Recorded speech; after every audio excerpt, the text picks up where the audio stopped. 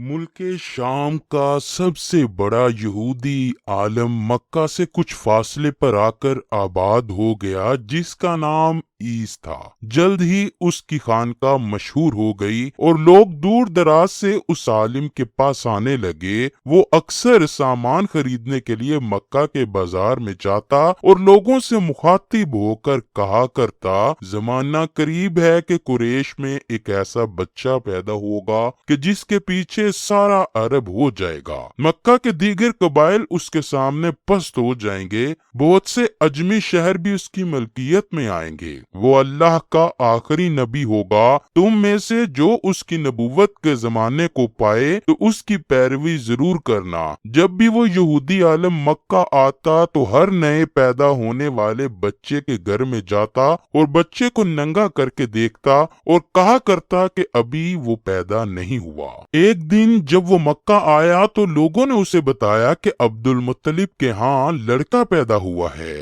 वो यहूदी आलम हजरत अब्दुल मुत्तलिब के पास हाजिर हुआ और कहने लगा, मुझे आपका लड़का देखना है। हजरत अब्दुल मुत्तलिब ने बच्चा आलिम के हाथ में थमाते हुए कहा, तुम इस बच्चे के बारे में क्या कहते हो? उसने उन्हें देखा, फिर बोला, हाँ, तुम ही इसके बाप हो सकते हो। बेशक वो बच्चा पैदा हो गया है कि जिसके बारे में मैं तुम लोगों से कहा करता था। वो सितारा आज तुलू हो गया है जो इस बच्चे की पैदाइश की भी अलामत था, और इसकी अलामत ये है कि इस वक्त इस बच्चे को दर्द हो रहा है। ये तकलीफ इसे 3 दिन रहेगी और इसके बाद ये ठीक हो जाएगा। राहब ने जो ये कहा था कि बच्चा 3 दिन तक तकलीफ में रहेगा, तो उसकी तफसील ये है कि आप सल्लल्लाहु अलैहि वसल्लम ने 3 दिन तक दूध ना पिया था, और यहूदी ने जो ये कहा था कि हाँ, आप ही इसके बाप हो सकते हैं, इससे ये मुराद थी कि अरबों में दादा को भी बाप कह दिया जाता था।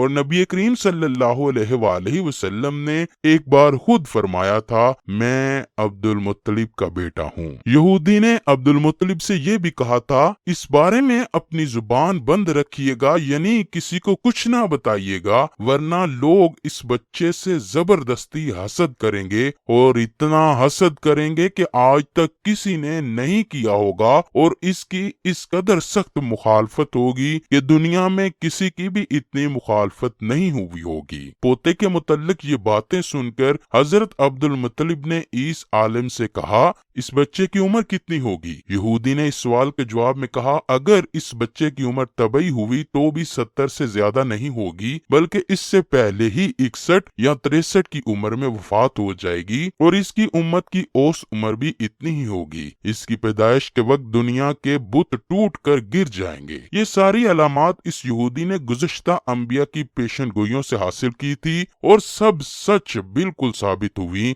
कुरैश के कुछ लोग अमरू बिन नफील और अब्दुल्ला बिन जहश वगैरह एक बुत के पास जाया करते थे। ये उस रात भी उसके पास गए कि जिस रात रसूल अल्लाह की पैदाइश हुई। उन्होंने देखा कि उनका बुत औंधे मुंह गिरा पड़ा है। उन लोगों को ये बात बुरी लगी। उन्होंने उसको उठाया, सीधा किया, मगर वो फिर से गिर गया। उन्होंने फिर उसको सीधा किया, वो फिर गिर गया। उन लोगों को ये बहुत हैरत हुई और बहुत ही अजीब बात लगी। तब उस बुत से आवाज निकली, ये एक ऐसे बच्चे की पैदाइश की खबर है कि जिसके नूर से मशरिक और मगरिब में जमीन के तमाम गोशे मुनव्वर हो गए हैं। बुत से निकलने वाली आवाज ने उन्हें और ज्यादा हैरत ज़दा कर दिया। इसके अलावा एक वाकया ये पेश आया कि ईरान के शहरा कसरा नौशेरवा का महल हिलने लगा और उसमें शगाफ पड़ गई। नौशेरवा का ये महल नहायत मजबूत था। बड़े बड़े पत्थरों और चूने से ये तामीर किया गया था। उस वाक़े से पूरी सल्तनत में दहशत फैल गई। शिगाफ पड़ने से खौफनाक आवाज भी निकली थी।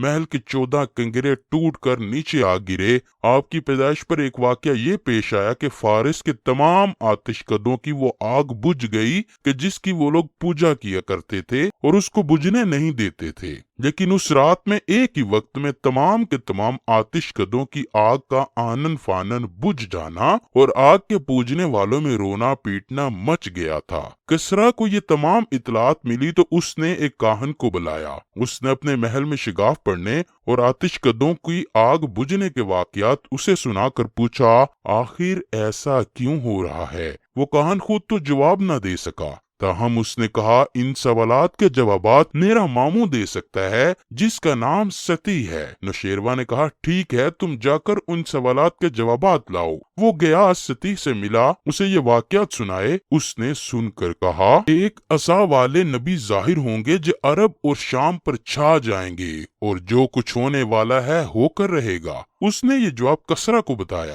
اس وقت تک کسرا نے دوسرے کاہنوں سے بھی یہ معلومات حاصل کر لی تھی، چنانچہ وہ یہ سن کر کہنے لگا تب پھر ابھی وہ وقت آنے میں دیر ہے، یعنی ان کا غلبہ میرے بعد ہی ہوگا۔ پیدائش کے 7ویں دن حضرت عبد المطلب نے آپ کا عقیقہ کیا اور نام محمد رکھا۔ عربوں میں اس سے پہلے یہ نام کسی کا نہیں رکھا گیا تھا۔ قریش کو یہ نام عجیب سا لگا، چنانچہ کچھ لوگوں نے حضرت عبد المطلب سے کہا اے عبد المطلب، کیا وجہ ہے کہ تم نے اس بچے کا نام اس کے باپ دادا کے نام پر نہیں رکھا بلکہ محمد رکھا ہے، اور یہ نام نہ تمہارے باپ دادا میں سے کسی کا ہے نہ تمہاری قوم میں سے کسی کا ہے؟ عبد المطلب نے انہیں جواب دیا میری تمنا ہے کہ آسمانوں میں اللہ پاک اس بچے کی تعریف فرمائے اور زمین پر لوگ اس کی تعریف کریں۔ محمد کے معنی ہے جس کی بہت زیادہ تعریف کی جائے۔ اسی طرح والدہ کی طرف سے آپ کا نام احمد رکھا گیا۔ احمد نام بھی اس سے پہلے کسی کا نہیں رکھا گیا تھا۔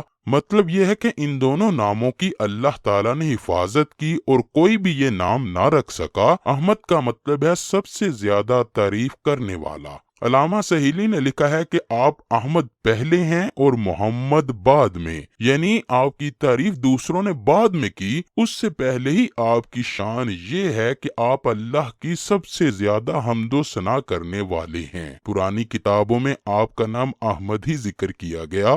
اپنی والدہ کے بعد آپ نے سب سے پہلے صوبیہ کا دودھ پیا۔ صوبیہ نبی کریم صلی اللہ علیہ وآلہ وسلم کے چچا ابو لہب کی باندی تھی۔ ان کو ابو لہب نے آپ کی پیدائش کی خوشی میں آزاد کر دیا تھا۔ صوبیہ نے آپ کو چند دن تک دودھ پلایا۔ انہی دنوں صوبیہ کے ہاں اپنا بیٹا بھی پیدا ہوا تھا۔ آپ کی والدہ نے آپ کو صرف 9 دن تک دودھ پلایا۔ اس کے بعد صوبیہ نے پلایا اور پھر دودھ پلانے کی باری حضرت حلیمہ سعدیہ رضی اللہ تعالی عنہا کی آ گئی۔